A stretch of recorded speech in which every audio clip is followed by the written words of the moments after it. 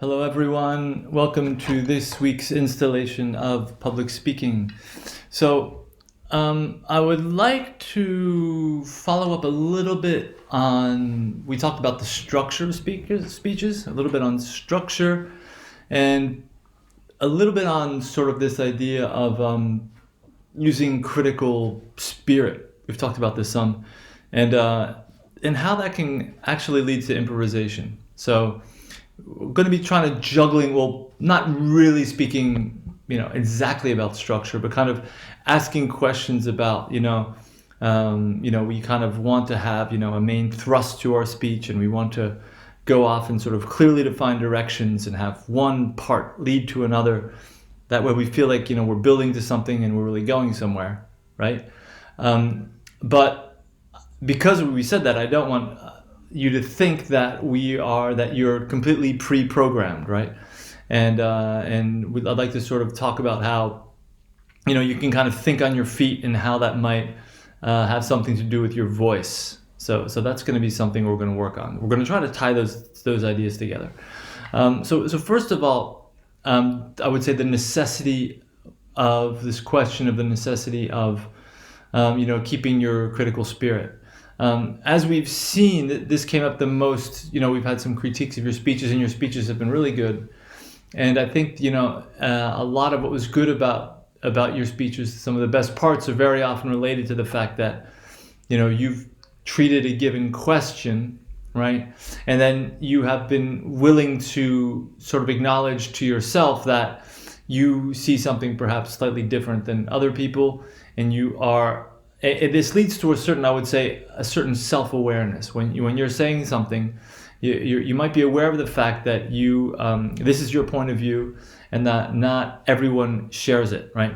And we saw that actually. There was a really long question-answer session we had where, we learned that you are, as we said, a tough crowd, and that you might not necessarily just automatically agree with what a speaker says.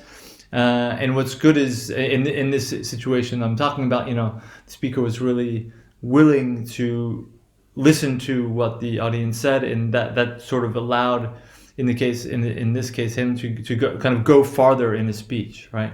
So that's been a fairly common theme, right? And I've tried to say that has a lot to do with this, what we call sort of, a critical spirit. And I've also, briefly touched on this idea that, generally speaking, when we're making a speech, you can think of it as a creation.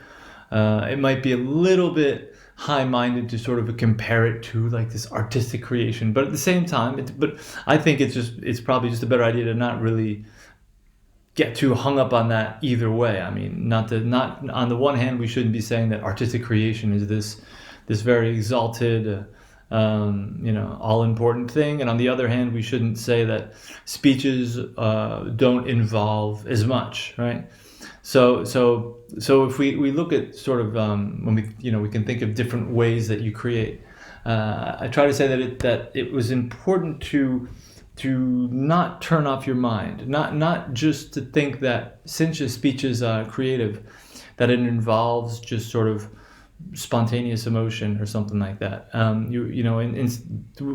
That critical thinking, right, which usually, what we said, that usually manifests itself with sort of an evaluation of what others already think about what your speech is, right? And that's been a really prevalent idea in our class, right? We've come across that quite a bit, right?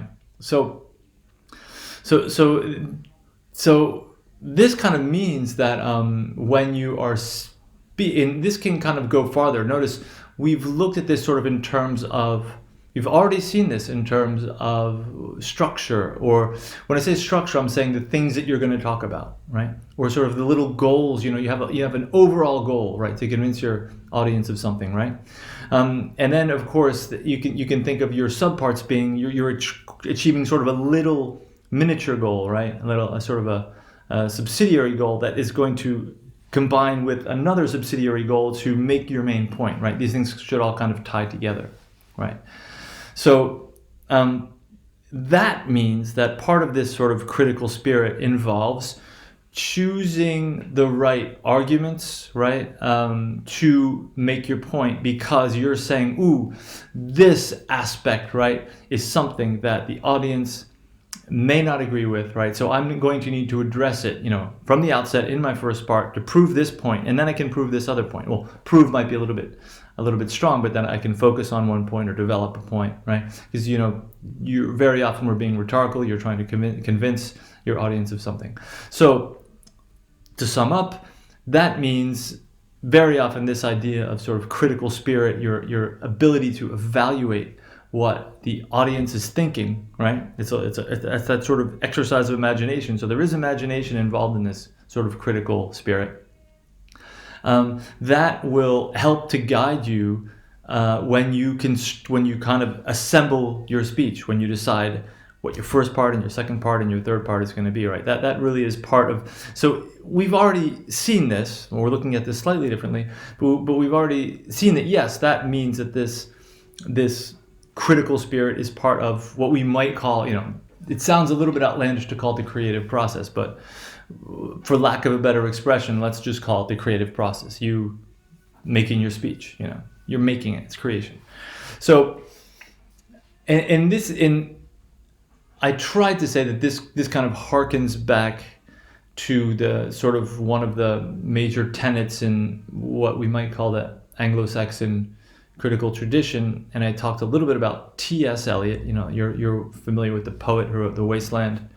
The Wasteland is probably his best known poem, and he's also a very important critic from the first part of the 20th century, and he talks about something called, the formula he uses for what I'm going to say is what he calls the dissociation of sensibilities, right?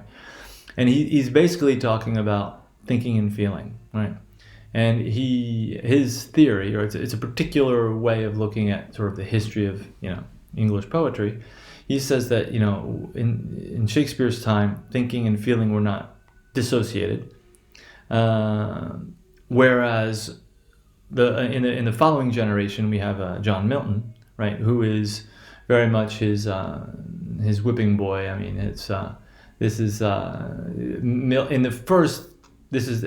Eliot has two essays on Milton, but in the first one, Eliot is a little bit hard on Milton. He says that Milton was very engrossed with sound, right? And Milton really developed something that was actually called a verse paragraph.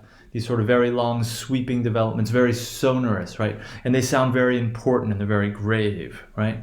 So his claim is that Milton, who went blind, by the way, Milton had a very heightened sensitivity to sound, but he neglected thinking.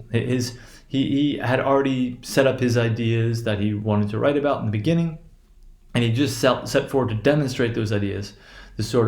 And in so doing, he wasn't really using his full thinking capacity, his sort of electric thinking capacity that reacts to thing in a live way, right? Everything was sort of pre-programmed. It was sort of, and that's why he wrote in a sort of a steamroller fashion, right? He was sort of paving out on a large scale, which has to do with the actual form of his poetry. What he's called these verse paragraphs. He was able to pave out this sort of sweeping verse on a large scale, right? Because he had already done the thinking in a sense, right? But he wasn't really thinking on his feet, right? Which, according to Eliot, can mean that his verse is a little bit less lively, right? It's a little bit pre-programmed, right? And it means that there is actually will mean that the emotion kind of suffers. It's very often kind of grave and a little bit, a little bit rigid and deep, and a little bit everything is a little bit hollowed and very, very, very. I would say sort of deadened and didactic, right? I'm exaggerating, but there's a limited range of emotion, right? There's certain you don't laugh very much, right? You don't there isn't as much I would say intellectual stimulation as Eliot would hope. I'm not saying that this is necessarily true, right? I'm saying that this is Eliot's version of what's going on. So this is coming back to what we're talking about here in our public speaking, is this idea that you when you're speaking, right? You can, in a sense, one strategy is to sort of have everything pre-programmed. Now, of course, I've tried to discourage you from writing out the very words that you're going to speak. You don't want to just be basically reading a pre-written speech, right? Because one of the reasons is a few. First of all, it's extremely difficult, right? As we said, that you really want to be as expressive as you can, and when you're reading a text, you are not going to, we talked about pauses. You're much less likely to make a significant pause, right? And a lot of this has to do with the fact that you're less likely to think. You're not going to be making any decisions, right? You're going to just be following what you have already fixed beforehand, right? So that, in a sense, it could be argued that kind of excludes thought.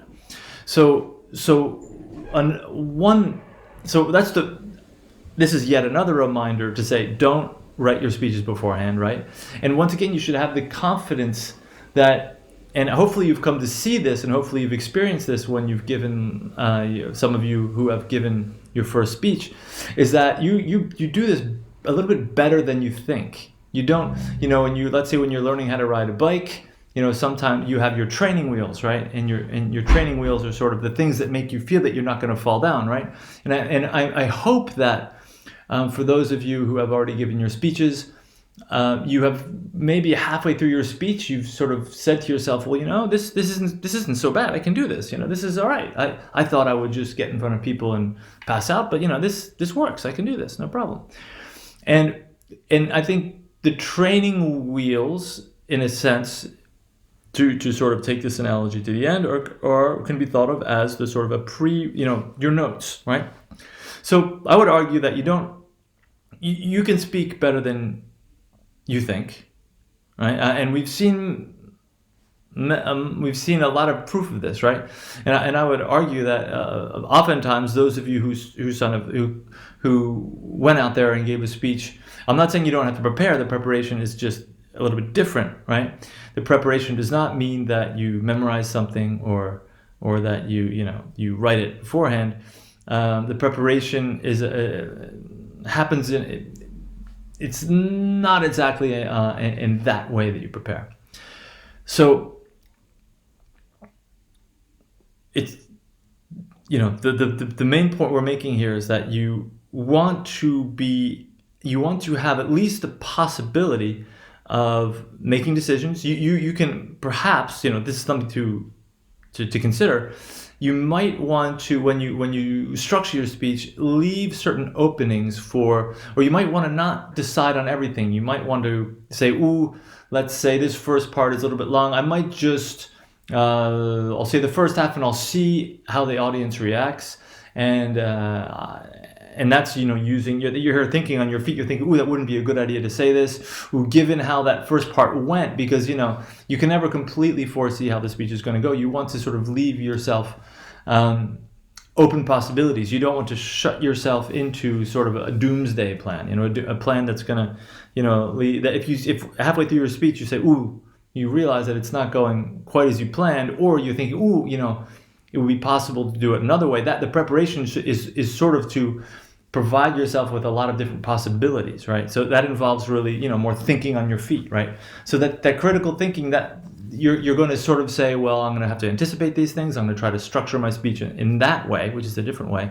And also because you're going to trust yourself when you're giving that speech, you might come up with a good idea. You might come up with an idea that you hadn't even had before.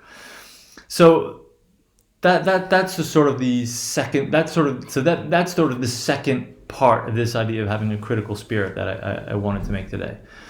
And this goes along with what the video is about that you have that you will find as an included an included link.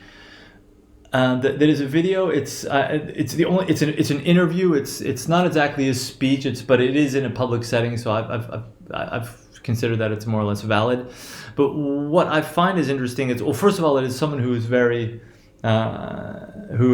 his name is Daniel Close. He is we could say he's I don't know what we say now. I think we say graphic novelist, although it sounds a little bit snobby.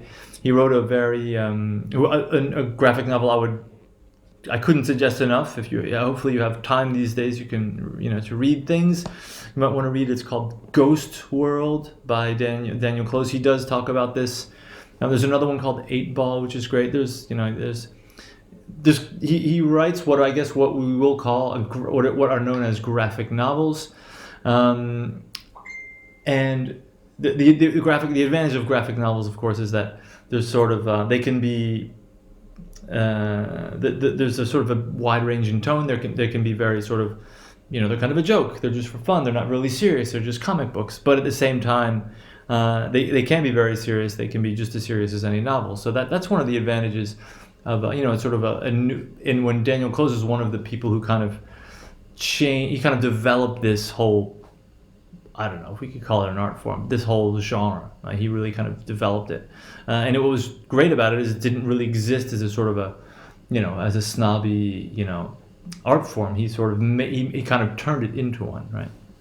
So he's fairly witty, and he's very, he's a wit, right? So he's very funny, and you could say he's almost excessively aware of what he says and what other people say. And what we're going to concentrate on, or I would ask you to concentrate on, this is look at this interview and look at what happens when he laughs. Because what he laughs is he's usually, he'll say something and he'll start laughing as a reaction to what he says. And these are usually things that he hasn't planned to say, right? And this means that he is listening to himself, and he's listening to the words come out of his mouth, and he's reacting to that, right? So that means I would say that is another dimension to consider in this sort of relationship you have with your audience. Once again, as we said, one of the difficulties of giving a speech is that the audience, sometimes you can ask them questions, but by and large are silent, right? You want to have sort of an exchange, right? But unfortunately, they are held hostage. They are not the speaker, right? So that means that you have to be very attentive to you can still kind of read their bodily reactions, and you hopefully will have already really thought about how they feel and how they're going to react to what you're going to be saying, right? So it's very important that you're attentive to that and you react to that, right? But the other dimension will also be that you are kind of attentive to yourself, and you can kind of react. You can maybe let yourself go a little bit, say something, and you can kind of react to that, right? That is sort of the more, I could say it's a little bit circular, right? But that's another part, and that can help you out. So that's just the sort of, I would say, the more reflexive element. This reflexive means sort of, listening to yourself, or it doesn't mean you're necessarily talking to yourself, but you're talking to other people, and you're kind of talking to yourself, and you can listen to that, and that can make you realize things, listening to yourself as you speak. And you should perhaps consider that you can react to that, right? And that can, ironically, listening to yourself makes you better able to listen to other people, makes other people better able to listen to you, right? So this isn't isolated from that dynamic, but that is another sort of, that you are another player in that another way. You're not just a speaker, they're a listener, right? You're a speaker and you're a listener too, and you can react to that and speak, and then they can, right? So I would suggest that you try to pare down your speeches, so that dimension, I could say these kinds of dimensions can be possible. If you're really trying to, if you don't have enough sort of, that involves some kind of an elbow room. When you're planning your speeches, make sure that you're going to have the leeway, right? Or en français on dit la marge, right? You have enough leeway to light out and explore perhaps something, if you on the top of your, in the spur of the moment, decide that it would be interesting and it could lead to something. So try to structure your speeches in that way. Leave that opening. And this doesn't mean your speeches aren't structured, right? But that is sort of the balance that is interesting to strike. Okay, so thank you very much. You can send me speeches whenever you'd like. And obviously, as I said, the same holds for the analysis. whenever you're ready. You obviously will have until the end of the semester, but I hope that is also going well. That is as you are aware, or as you remember, that was what a lot of the focus was on last week, wanted to really make sure that you weren't stuck with that. But feel free to ask questions about that if you have any. Okay. Thank you. Take care.